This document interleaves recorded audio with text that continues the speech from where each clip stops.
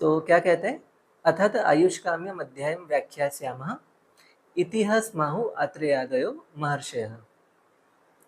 तो आयुष्काम का अर्थ क्या है कि वैसे तो जीवन नश्वर है, लेकिन फिर भी हितकर आहार और हितकर विहार का अगर हम सेवन करते हैं, मतलब जो हमारे बॉडी के लिए अच्छा है, ओके, ऐसा डाइट और ऐसा लाइफस्टाइल हम जीते हैं, और जो हमारे लिए अहितकर है, जो हमारे लिए अच्छा नहीं है, ऐसा डाइट और ऐसा विहार हम अगर अवॉइड करते हैं, जिससे कि आयु को स्थिर रखने का प्रयास किया जाए, तो ऐसा जो प्रयास करने वाला जो क्या कहेंगे व्यक्ति है, वो है आयुष काम। तो इससे संबंधी जो अध्याय है वो है आयुष कामीय अध्याय। अब यहाँ पे एक एक शब्द का हम अर्थ देखेंगे। अथ, तो ऐसा माना जाता है कि ब्रह्मा जी के मुख से दो शब्द निकले थे, ओम और अथ। तो ये दो मंगलवाचक शब्द होते हैं। तो किसी भी श्लोक के शुरुआत में आप देखते हैं तो ओम लिखा होता है। इसी प्रकार से जो कोई ग्रंथ लिखे गए हैं, तो हर ग्रंथ में हर अध्याय के प्रारंभ में अथ ये शब्द हमें देखने को मिलता है, जो कि मंगलवाचक शब्द होता है। मंगलवाचक किस लिए? शास्त्र की पूर्ति के लिए, ताकि हम इस शास्त्र को कंप्लीटली लिख सकें, कंप्लीट कर पाए, और जो इसको पढ़ने वाले लोग हैं इनकी सिद्धि हो, है ना, मतलब वो उससे सीख सकें, उसको यूटिलाइज कर सकें, और उनका बेसिकली उनके बेनिफिट के लिए हो वो। तो इसके लिए मंगलवाचक शब्द का प्रयोग करना होता है। तो कौन सा मंगलवाचक शब्द यूज किया जाता है? तो अथ। सभी ग्रंथों में आप देखेंगे, शायद याद होगा, पहले वो महाभारत में गाना आता था, अथ श्री महाभारत कथा। तो अथ जो है ये शुरुआत में जनरली यूज होता है। जो अध्याय का पहला शब्द है वो अथ होता है जनरली। अत, अत मतलब अब इसके बाद, या फिर इस रेफरेंस में या इस कॉन्टेक्स्ट में आयुष काम। तो आयुष काम का अर्थ अभी हमने देखा था कि हितकर आहार विहार को सेवन करना और अहितकर को वर्जित करना, इसके द्वारा जो आयु को स्थिर रखने का प्रयास करते हैं, तो वो आयुष काम कहलाते हैं। और आयुष कामीय, दीर्घ आयु की कामना करने वालों के लिए जो चैप्टर हितकर है, मतलब आयुष काम या आयु की कामना करने वाले लोगों ने जिस अध्याय को पढ़ना चाहिए, जिस अध्याय को असेस करना चाहिए अच्छे से, उसे आयुष कामीय अध्याय नाम दिया गया है। अध्याय क्या है? तो अध्याय का अर्थ क्या दिया है इन्होंने कि पद के समुदाय को वाक्य कहेंगे। पद हम पहले पदार्थ में देख चुके हैं, ऐसा कोई भी शब्द जिसका कोई अर्थ निकलता हो उसे कहते हैं पद। तो ऐसे मीनिंगफुल शब्दों का जो समुदाय है उसे कहते हैं वाक्य, मतलब सेंटेंस। वाक्य का जो समुदाय है वो है प्रकरण, है ना, कोई एक प्रकरण या कोई एक किस्सा टाइप से समझ सकते हैं। फिर प्रकरण का जो समुदाय है उसे कहते हैं अध्याय, है ना, मतलब एक चैप्टर। अध्याय का समुदाय जो है वो स्थान होता है। जैसे अभी हमने देखा कि सूत्र स्थान में 30 अध्याय हैं, है ना, तो 30 चैप्टर्स को हमने या 30 अध्याय को मिलाकर एक स्थान दे दिया। स्थान मतलब बेसिकली इन अध्यायों में कुछ तो कॉमन है। तो क्या कॉमन है? तो जैसे हमने बताया था अभी कि सूत्र स्थान में सारी चीजें शॉर्ट में दी गई हैं।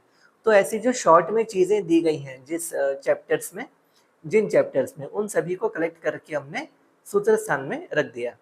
और ऐसे अलग अलग जो स्थान है इनका समुदाय तंत्र कहलाता है, यानी कि एक ट्रीटीज या कोई कंप्लीट टेक्स्ट जो है। तो एक टेक्स्ट में स्थान होते हैं कुछ, फिर हर स्थान में कुछ अध्याय होंगे, अध्याय में अलग अलग प्रकरण होंगे। उन प्रकरणों को कैसे समझाया जाता है? वाक्यों के द्वारा। और वो वाक्य किससे बना हुआ है? तो कुछ शब्दों से बना है, ऐसे शब्दों से जिनका कोई अर्थ निकलता है। ओके, तो अथ, अत आयुष्कामी अध्याय। अब आगे व्याख्या श्याम, है ना, अब आगे हम देखेंगे व्याख्या श्याम की व्याख्या। तो वी का अर्थ है विविध प्रकार से, अलग अलग तरीके से समझाना। आ का अर्थ क्या है? जो शिष्यों को समझने योग्य हो, मतलब अलग अलग प्रकार से, इस प्रकार से कि अलग अलग प्रकार के शिष्यों को समझने योग्य वो रहे, है ना। ख्या श्याम वर्णन करेंगे। तो अब हम अलग अलग प्रकार से जो शिष्यों को समझने योग्य हो, इस प्रकार से हम आयुर्वेद का वर्णन या आयुष्कामी अध्याय का वर्णन करेंगे। इति मतलब इस प्रकार से। ह, ह का अर्थ क्या दिया यहाँ पे? अनुकंपा या लोक कल्याण के लिए, है ना। इति मतलब एंड, मतलब एक प्रकार से सेंटेंस कंप्लीशन के लिए कुछ जो शब्द जोड़े जाते हैं। तो ह अनुकंपा के लिए स्माहु बोला या कहा, किसने कहा? आत्रेय आदि महर्षियों ने। आत्रेय कौन थे? तो अत्रि के पुत्र आत्रेय थे।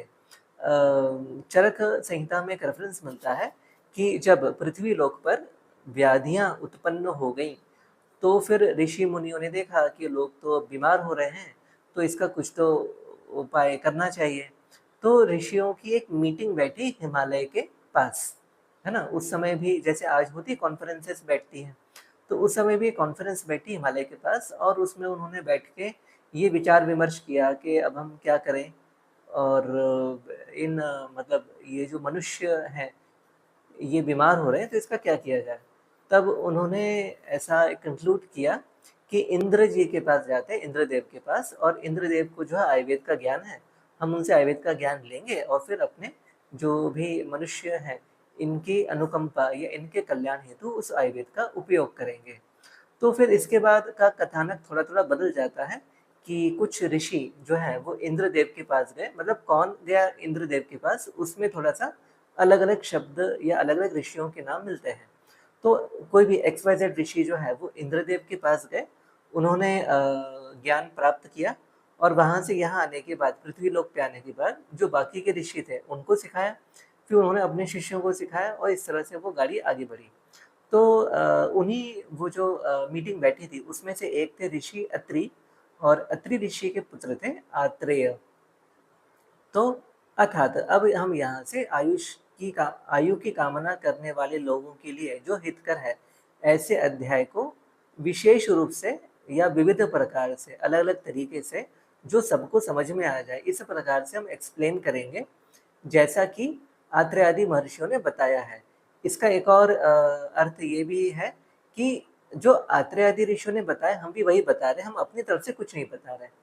ओके, मतलब वाग्भट का ये कहना ये है कि इसमें वाग्भट का कुछ ऐसा ओरिजिनल नहीं है कुछ भी, सारा का सारा वही है जो पहले के आचार्यों ने बताया है, या पहले के जो ऋषियों ने जो भी ज्ञान दिया है ये वही ज्ञान है, ये कुछ नया नहीं है।